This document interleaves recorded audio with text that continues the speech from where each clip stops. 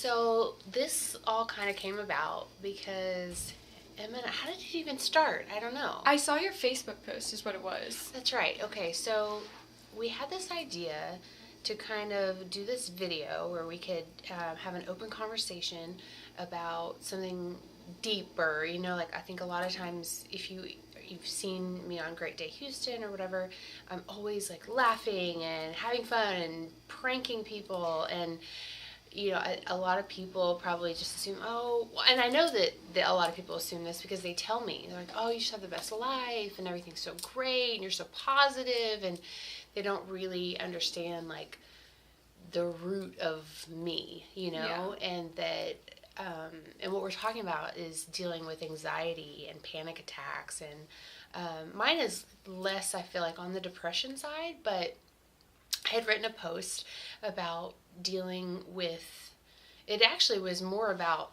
a charity thing that I was doing, but if you read through it, you could see that it was about anxiety. And so that's what kind of like, Emma, you talked to me about it, and we said, you know what, we should talk to people about this. And because a lot of people deal with anxiety. I mean, I know I do, and I've been dealing with it for my whole life, and I didn't even realize until a couple years ago, because I didn't have a word for it. I just thought that was like a state of my whole feeling. Being. Yeah. Yeah, and I think that for whatever reason, there's this like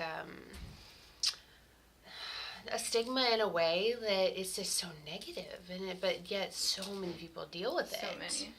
And it can be paralyzing, it can be crippling, it can be, you know, it just takes over your life. And so, anyway, we had this idea what was your idea? To share with all of you my story and hopes that it will help. So I'm like, where do I start? I don't know. Do I start from the beginning? Do I start? So all my life, I had grown up with this really great life. Nothing to be upset about, nothing like, you know, the average kid going through the average life, what I assumed. And then it was like I hit a bad streak of events. My older brother got killed in a car accident. Then my grandfather died. Then my grandmother died. And then when I was in high school, my other grandmother died. And then there was just a string of events. My father passed away right after my wedding, had a bad battle with cancer, and then my mother died right after my brother's wedding, and that was out of nowhere. And then very soon after that, my brother, who was very young, he's 3 years younger than myself, got diagnosed with cancer. And a very bad cancer, a one that they said he had a less than 0.1% chance of living. And so I thought I was dealing with it the way I knew. So I was just like, on to the next, move. And it caught up with me. And what I realized was like, I think because of all my situations, they seem so like, oh, he's just got a stomach ache. Turns out to be colon cancer. With my mom, oh, she just has pneumonia. She'll be fine. She died 4 days later. With my brother, oh, you have indigestion and it's, you know, it's fine. No, he has a tumor resting on his heart that's going to kill him. You know, so I feel like I was consumed with all these bad things that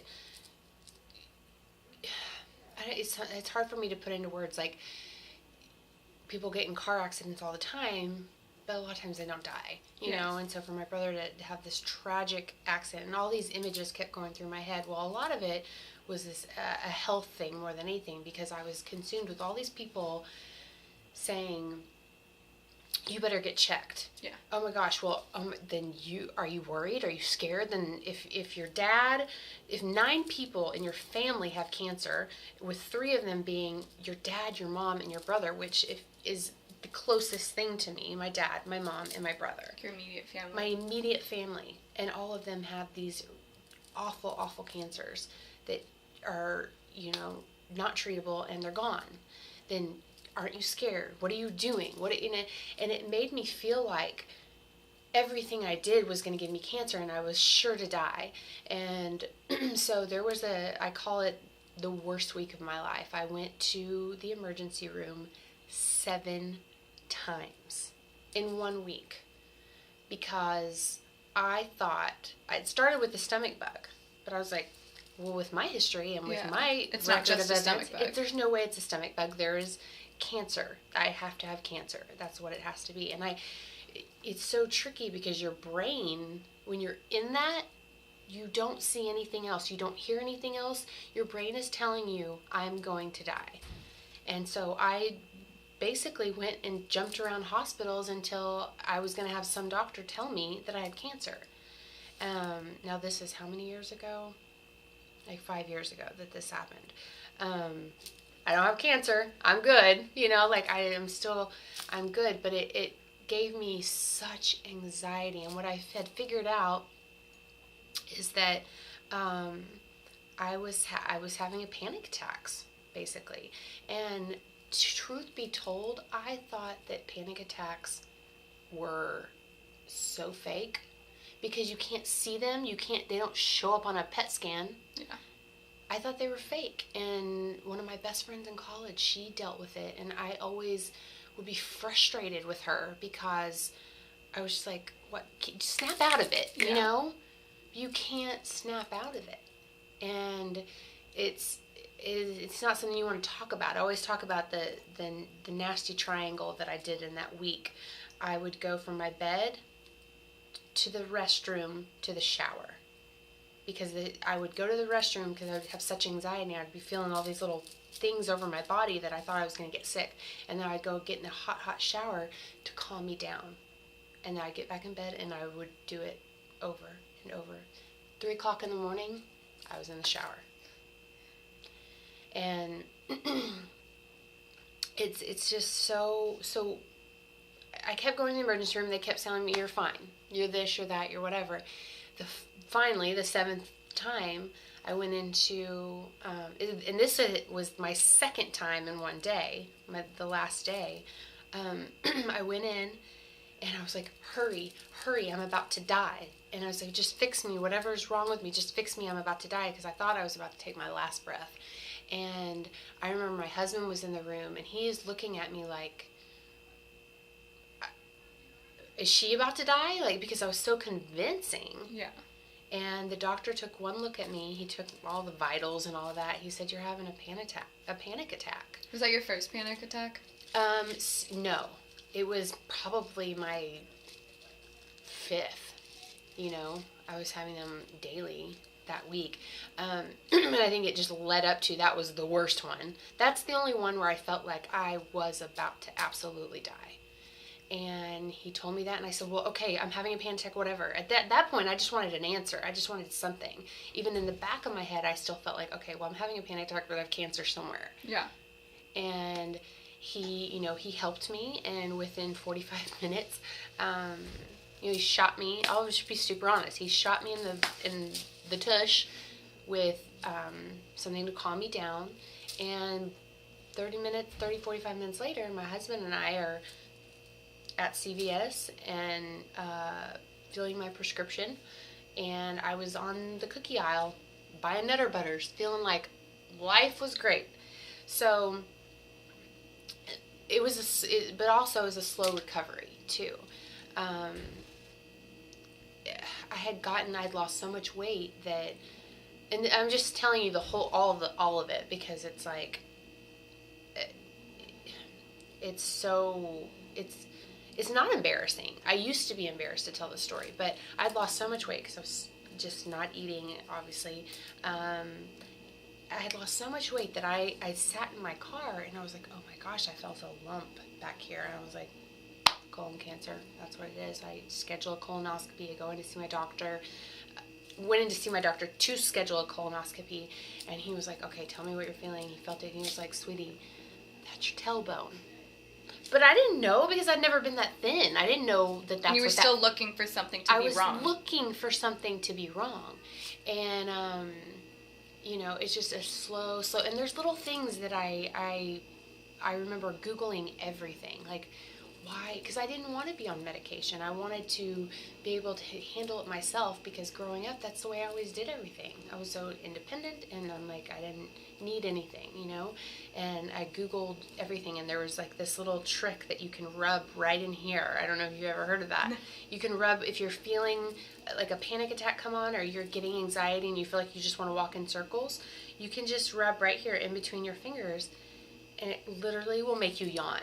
It calms you down, it makes you breathe, and so that was kind of my trick. And then also seeing help, and I'll never forget the very first day that I booked a Christian counselor, therapist type person, and she said, people at the Olympics, people, you know, in any realm that are at the top, did they just get there, or did they get help? Did they work out? Did they get stronger? And she said, strong people get help. She said, you're going to sit right here, and you're, you know, and that's what I did. I got stronger because I got help, you know, and I think I look back at that period of time in my life, and I feel like, who was that person, you know? But I don't want to shove it down, but I'm just like, I never want to go back there, because it was so dark, and it was like I completely lost myself, the person that everybody knew, you know, the bubbly, crazy, pranker, laughing, let's talk about what food we're going to eat. That person was completely gone. And at this time, I had 2 children, now I have 3, but I remember being in my bedroom, and the point of the my crazy triangle, and lying there and hearing my family in the living room, my in-laws, my husband, and my children laughing and playing, and I remember thinking, like, I should be out there. I'm missing out on life, but I couldn't. I physically couldn't get out of my bed and go out there. And, you know, it's like, what causes it? What, you know, and for me, I think it was just a bad string of events, and I still battle with the fact that knowing not every little tiny thing has to turn into tragedy. And that's the battle for me today. I don't get so much anxiety about it, but I have these thoughts in my head that everything's going to end so badly, you know? And so my husband always, you know, kind of helps me through it and says, no, you just need to think positively and put a better string of your life is coming, you know, and good things can happen. And we had some really crazy things happen with my youngest, some very, very scary stuff that turned out she was fine and everything was great. And so I just have to, like, know that, you know, try to remain positive and try to keep on that side of my brain and not the side that paints this ugly picture of the way everything has to end. But anyway, I feel like there's so much more. I don't know. But yeah, I just wanted to kind of tell everybody it's okay to get help. Strong people get help. Yeah, strong people get stronger by getting help. Do you feel like you still deal with anxiety today in your day-to-day life? Not so much. I feel like it comes in patches. And after talking to my doctors, they kind of diagnose me, I guess, with health anxiety. So if anybody I love, anybody is around me, anybody I care about is having a health type issue, it's like I can't focus on anything else until I know that it's okay. Like if God, having kids, they get sick all the time, and I forget, Miracles from Heaven, is that movie where the little girl, she has the thing with her stomach, and then she falls into a tree and is... Oh, I know which one you're talking about. I think it's Miracles from Heaven. But in the movie, the little girl's like, Mommy, my tummy hurts. Well, the other night, my oldest, she was having some tummy issues, and instead of my head going, oh, she's probably getting the stomach bug that's going around right now, because every single person had the stomach bug, I go to that movie, and I'm like, no, I've got to stop. So I still battle with it. I'm able to kind of stop myself in my own tracks and kind of reroute where the train's going, you know? So. But I think that's quite natural since, like, a lot of people in your family who did have health issues, like, they were quite serious, and that's really, like, the only experiences you have to go off of. So it does make sense. But it's good that you can recognize that and stop yourself and say, that doesn't mean it's going to happen now. Doesn't mean it's going to happen now. And there's so many quotes, too, like I've read over the years, like 99.9% of the stuff you worry about never even comes to fruition. And truly, when you stop and think about it, like truly think about it, what worrying absolutely does nothing. Helps nothing. It does nothing. So stop worrying about it, because it's not going to change anything. You know, I worry about my kids running out in the street, and they're going to be kids. And I can protect them only so much, you know, and I can protect and control only so much. I think that's another issue. It's like I just want to control everything in my little world. And while I'm not I'm super easy to please, I'm fly by the seat of my pants, easy going, whatever, whenever, however, but for whatever reason, when it comes to health and every, I just want to control it, you know. And I had gone to a few seminars that said it was about controlling. I have a lot of stuff in my brain. Controlling cancer with a fork or something, or eating your way to better health, which we all know to eat healthy. Mm-hmm. But this seminar scared me into thinking if you're going to have a Dorito or milk or whatever, that you're going to get cancer. And so, but I'm like, God, part of me growing up as a kid was eating Cheetos and at the ballpark, and, you know, so I have to know, like, my kids can do that. It's fine, and whatever's going to be will be. Like, am I going to put them in front of a moving train? No. But can they have a Cheeto at the baseball game? Yes. And, it's going to... I just have to relax and know that, you know, what will be, will be. So, like, that's so much easier said than done. So much easier said than done. It is, but I feel like I've tried to talk to a lot of people, and I've gone through a lot that has in turn helped other people. And because I'm at a lot, you know, I know a lot of people lose their parents at much younger ages. I feel like I lost my parents, you know, in my 20s, and that's young, and we had a great relationship. And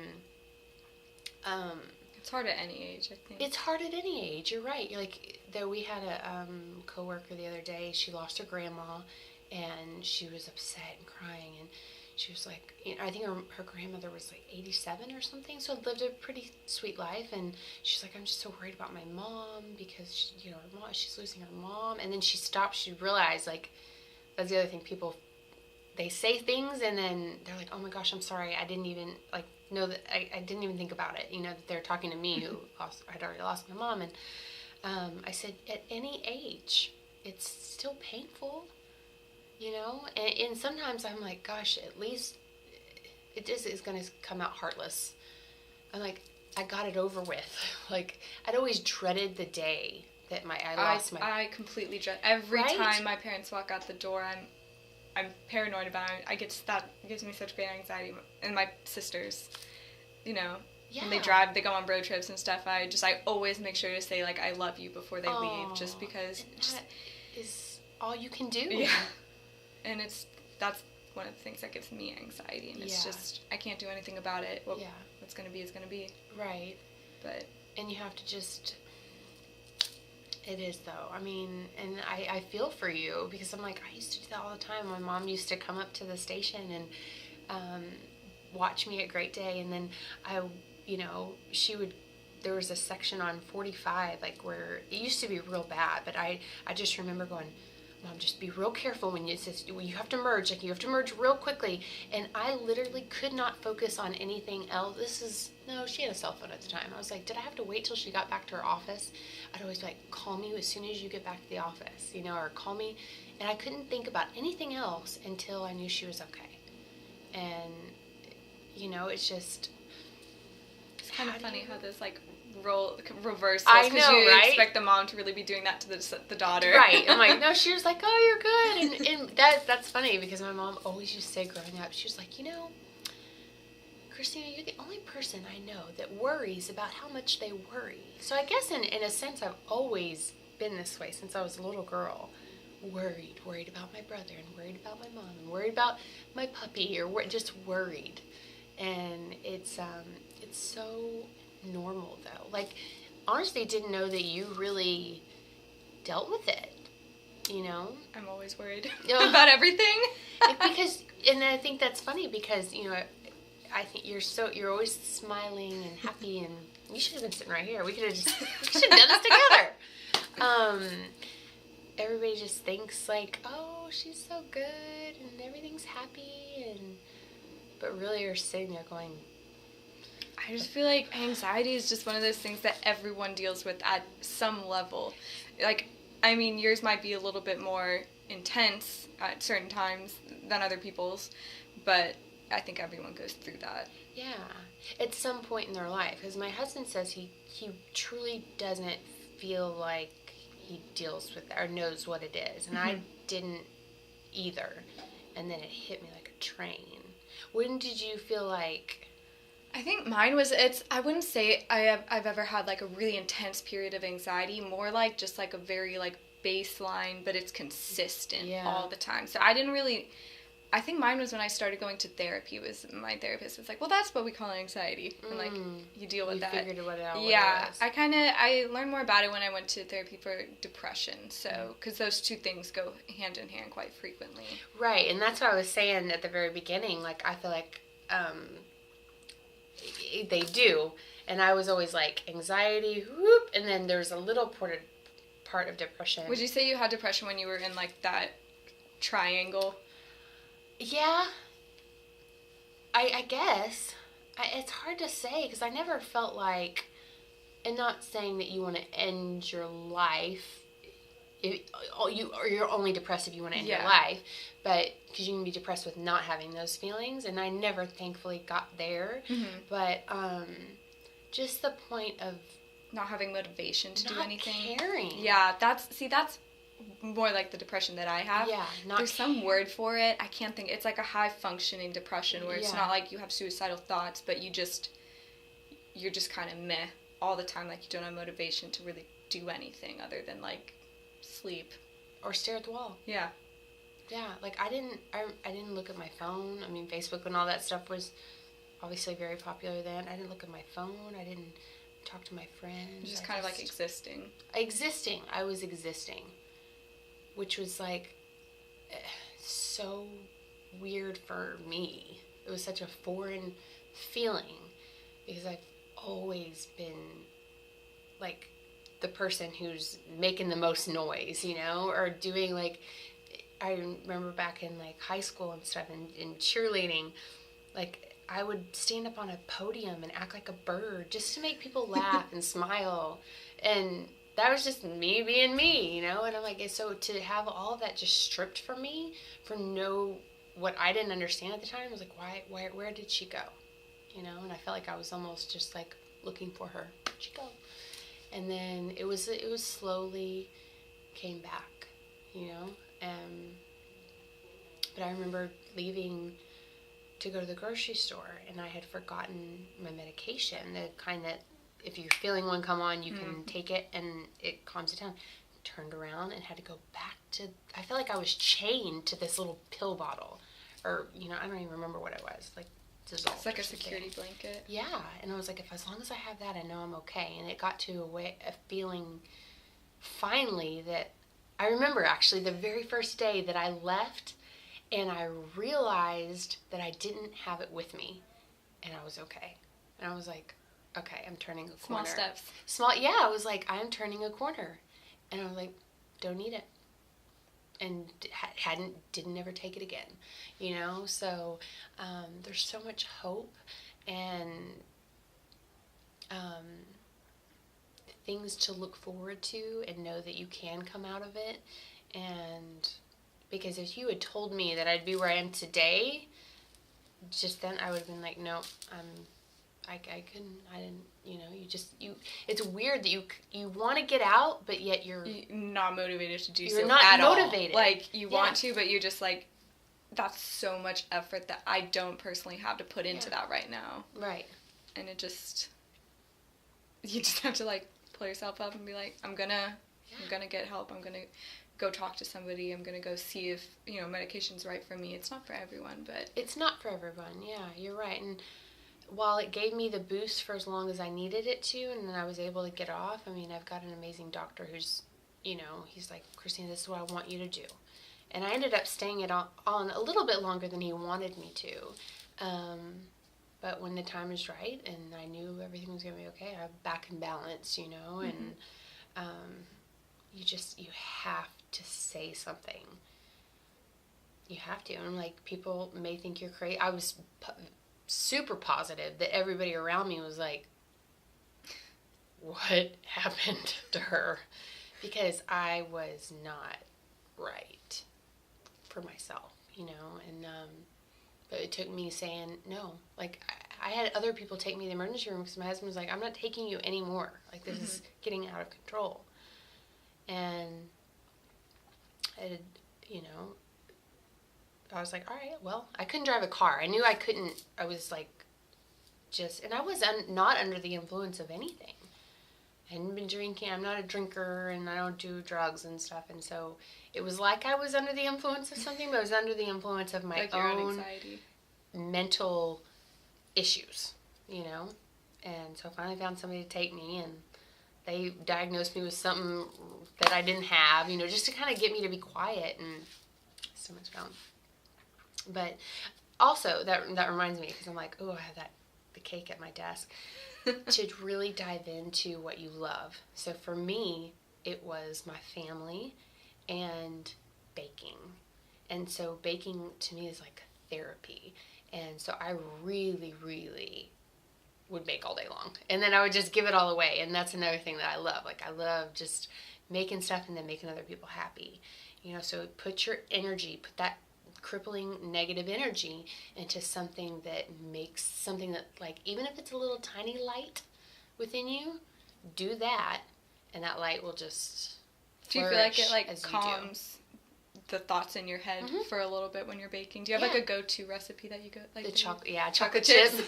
I mean, because that's always like I like to explore, like, a chocolate chip cookie you can do a billion different ways. It seems so standard, but there's so many different things we you were can looking do. at that recipe book, and I had like 8 pages of different chocolate chip Yes, recipes. exactly. There's so many different recipes. And so, like, I'd be like, all right, how are we going to change this, And I would think of, and I didn't go to, I'm a baker, but not, a real one. But I'll go get in there and say, okay, so I'm gonna change it up a little bit and see how it turns out. And it was so fun to me that I kept going. And I've been baking since I was a little girl, So it reminded me of, like, my happy time. So that would be, I think, out of all of it, like, what I would recommend. Like, dive into what you love, even if it's just a tiny bit. We should include your recipe in, like, the video description. Yeah. my Christina's cookies. Christina's Get Happy Cookies. Yes. Yeah. Yeah, we can do that. So, That would be good. I don't know, what else? Yeah, I think just more than anything, knowing that it's so common, and to talk to people about it and reach out, because I can guarantee you people are going to be like, thank God I'm normal, or wow, I had that exact same feeling, or, because when you're in it, you feel so isolated and alone that you don't want to talk about it. So you can step outside of that and surround yourself with positive, loving vibes, whether it be people or activities or whatever. Gosh, it could change your world. So thank you for sharing your story. Yeah, that's my story, and now I'm good. So what are we gonna go eat? Oh my gosh, A cookie? A cookie.